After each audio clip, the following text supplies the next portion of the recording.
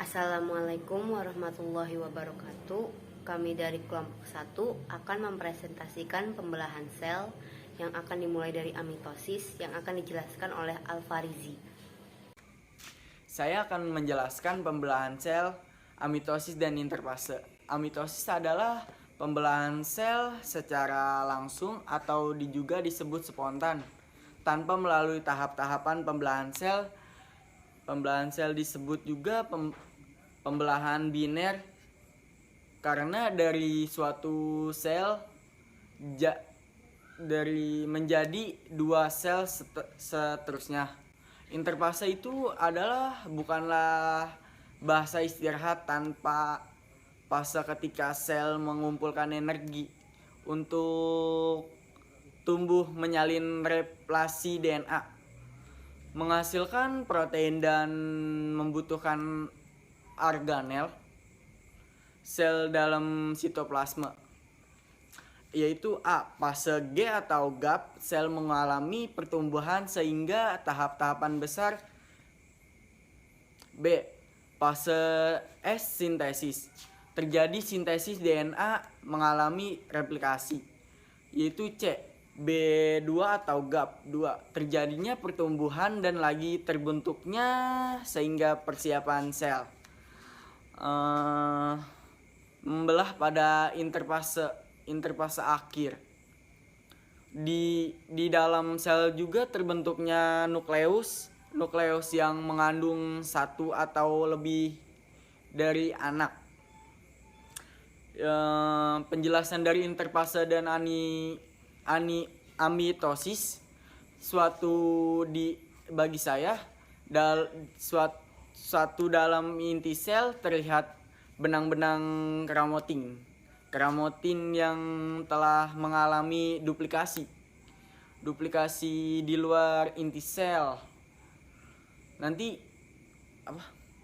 berawal dari inti sel terhadap sentrosom yang beraplikasi sehingga berjumlah sepasang. Nanti gambarnya ada di PDF. Terima kasih. Assalamualaikum warahmatullahi wabarakatuh. Nama saya Tania Nugraini. Saya akan menjelaskan tentang mitosis. Nah, yang pertama-tama, apa sih mitosis itu? Nah, mitosis adalah pembelahan sel yang terjadi pada sel-sel somatik atau sel tubuh dan menghasilkan dua atau lebih sel anakan yang bersifat identik dengan induknya. Adapun tujuan dari pembelahan mitosis ini, yang pertama ada pertumbuhan, yang kedua perkembangan, yang ketiga regenerasi, dan yang keempat perbaikan pada sel-sel tubuh yang rusak. Nah, pembelahan mitosis ini terjadi pada organisme eukariotik multiseluler, sedangkan tidak terjadi pada organisme prokariotik. Kenapa demikian? Nah, ada alasannya loh. Karena sel prokariotik tidak memiliki inti sel, membran inti, dan mitokondria. Nah, selanjutnya saya akan menjelaskan fase-fase pada mitosis. Yang pertama ada profase. Nah, dalam profase ini terjadi kromatin yang menebal membentuk kromosom. Lalu kromosom mengalami duplikasi sehingga menjadi dua kromatid. Lalu nukleus mulai menghilang, munculnya benang-benang sepindah, dan sentriol mulai menuju kutub yang berlawanan. Nah, terus ada metafase. Nah, dalam metafase ini sentriol berada di kutub yang berlawanan. Kromosom berjajar di bidang ekuator. Lalu ada anafase. Nah, dalam anafase ini terjadi kromatid bergerak menuju kutub-kutub yang berlawanan. Lalu ada telofase. Nah, dalam telofase ini terjadi kromosom anakan diselubungi oleh membran inti dan nukleus mulai muncul kembali. Nah, yang terakhir ada sitokinesis. Apa sih sitokinesis itu? Sitokinesis merupakan proses pembagian sitoplasma kepada dua sel anakan pembelahan. Sitokinesis terjadi pada hewan dan tumbuhan. Nah, bila terjadi pada hewan diawali oleh invaginasi atau pelekukan bagian dalam. Sedangkan dalam tumbuhan terjadi cell plate atau pelekukan di bagian luar. Sekian dari saya. Nah, selanjutnya pada meiosis 1 akan dijelaskan oleh teman saya, yaitu Adinda. Assalamualaikum warahmatullahi wabarakatuh. Perkenalkan, nama saya Adinda Aulia Putri dari kelas 12/3. Saya di sini akan menjelaskan tentang meiosis. Apa sih itu meiosis? Meiosis itu adalah pembelahan sel yang menghasilkan sel anak dengan jumlah kromosom setengah dari sel induknya. Manfaatnya atau fungsinya itu apa sih? Yaitu mengurangi jumlah kromosom agar keturunannya memiliki jumlah kromosom yang sama. Pada tumbuhan terjadi di benang sari dan putik. Pada hewan terjadi pada alat kelamin. Dalam meiosis 1 ini ada 4 bagian. Yang pertama ada profase, metafase, anafase, dan telofase. Saya di sini akan menjelaskan satu persatu. Profase. Profase itu ada 5 bagian. Yang pertama ada lepton, zikoten, pakiten, diploten, dan diakinesis. Yang pertama itu ada lepton. Pada tahap ini, kromatin mengalami kondensasi atau memadat membentuk kromosom. Yang kedua, zikoten. Kromosom-kromosom akan saling berpasangan dengan homolognya membentuk sinapsis. Yang ketiga, pakiten. Terjadi penggadaan lengan-lengan kromosom menjadi tetrat, mulai membentuk kiasma, daerah pindah silang pasangan kromosom. Yang keempat adalah diploten. Kromatid mengalami pindah silang pada kiasma, terbentuk rekombinasi kromosom. Yang kelima, diakinesis. Diakinesis adalah membran inti yang menghilang dan sentrosom membelah menjadi 2 sentriol yang bergerak ke masing-masing kutub. Setelah itu saya akan menjelaskan tentang metafase 1. Metafase ini kromosom bergerak di bidang eukator dan sentriol, membentuk benang-benang spindel. Yang ketiga saya akan menjelaskan anafase 1. Kromosom homolog berpisah dan bergerak ke kutub yang bersembarangan. Yang terakhir saya akan menjelaskan tentang telofase. Telofase 1 terjadi pembentukan anak inti pada setiap kutub dan terjadi juga sitokinesis. Apa sih itu sitokinesis? Sitokinesis itu adalah pembelahan atau pemisahan sitoplasma, organel, dan membran seluler sehingga akan menghasilkan 2 sel yang disebut sel anak. Selanjutnya teman saya akan menjelaskan tentang meiosis 2, yaitu Zaneta. Assalamualaikum warahmatullahi wabarakatuh. Saya Zaneta Zahrani Budiman. Saya akan menjelaskan materi tentang meiosis 2. Nah, apa sih yang dimaksud dengan meiosis? Jadi, meiosis adalah pembelahan sel yang menghasilkan sel anakan dengan jumlah kromosom setengah dari induknya. Meiosis disebut juga sebagai pembelahan reduksi karena menghasilkan keturunan dengan jumlah kromosom separuh dari kromosom induk. Jadi dalam proses pembelahannya terjadi pengurangan atau reduksi jumlah kromosom akibat pembagian.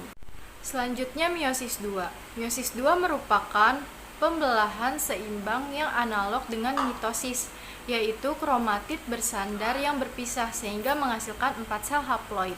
Dalam proses meiosis 2 terjadi beberapa tahap, yaitu profase 2, metafase 2, anafase 2, dan telofase 2. Berikut penjelasan lengkapnya.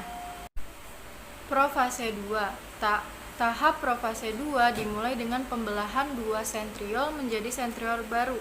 Setiap pasang sentriol akan bergerak ke kutub yang berlawanan, kemudian nukleus akan lenyap. Kromatid yang ada di tahap ini masih memadat menjadi kromosom. Kemudian metafase 2. Di tahap metafase 2, kromosom bergerak menuju bidang ekuator. Sentromer terikat oleh benang spindel yang berasal dari sentriol. Anafase 2. Pada tahap anafase 2, benang spindel mulai menarik salinan kromosom. Kromosom berpisah dan bergerak ke arah kutub yang berlawanan. Kromosom tetap berupa haploid. Telofase 2. Selanjutnya, di tahap telofase 2, masing-masing kutub memiliki sebuah kromosom yang haploid. Benang spindel pada akhirnya akan menghilang. Pada tahap ini akan membentuk 4 inti. Setiap inti memiliki setengah pasangan kromosom haploid atau satu salinan DNA. Terakhir, terjadi tahap sitokinesis yang menghasilkan 4 sel baru.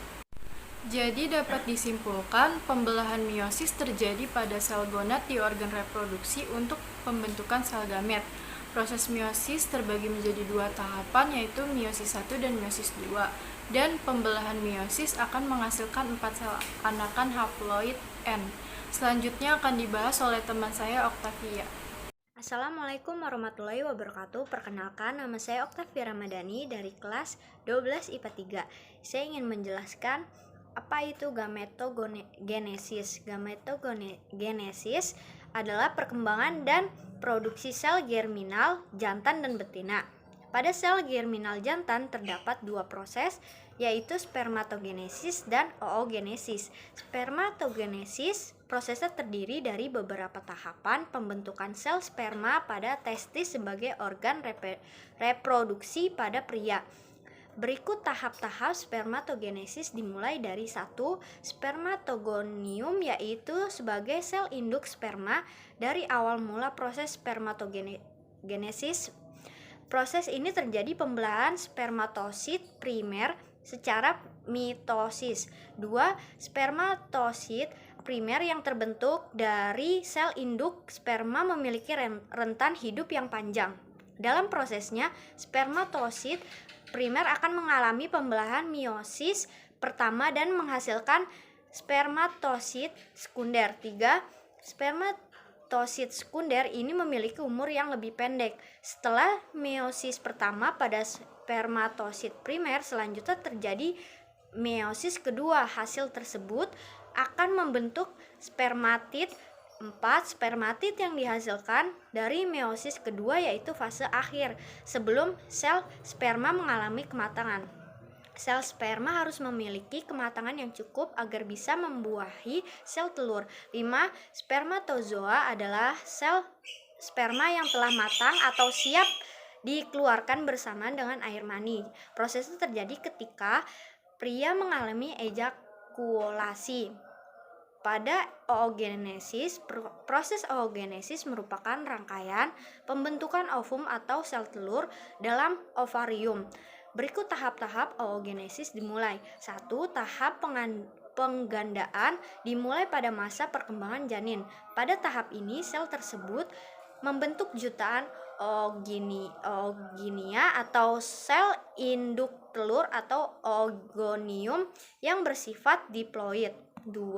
Tahap pembentukan ini cukup lama dibanding tahap sebelumnya. Pada tahap ini, oogonium akan berkembang menjadi oosit primer yang bersifat diploid. 3. Tahap pematangan oosit primer mengalami pembelahan meiosis 1, lalu menghasilkan oosit sekunder yang berukuran besar dan badan polar yang berukuran kecil. Dan pada sel germinal betina terdapat 2 proses, yaitu makrogenesis dan mikrogenesis. Makrogenesis pembentukan pada gamet betina yang berlangsung di dalam ovarium atau bakal buah. Di dalam ovarium terdapat bakal biji atau ovalum yang mengandung sel induk megapospora. Selanjutnya terakhir ada mikrogenesis. Proses pembentukan gamet jantan terdapat di dalam kepala sari. Di dalam kepala sari ini terdapat kantung serbuk sari yang di dalamnya ada berbagai sel-sel induk serbuk sari atau mikrospora yang diploid. Sekian dari kelompok kami, lebih kurangnya mohon maaf. Wassalamualaikum warahmatullahi wabarakatuh. ありがとうございます。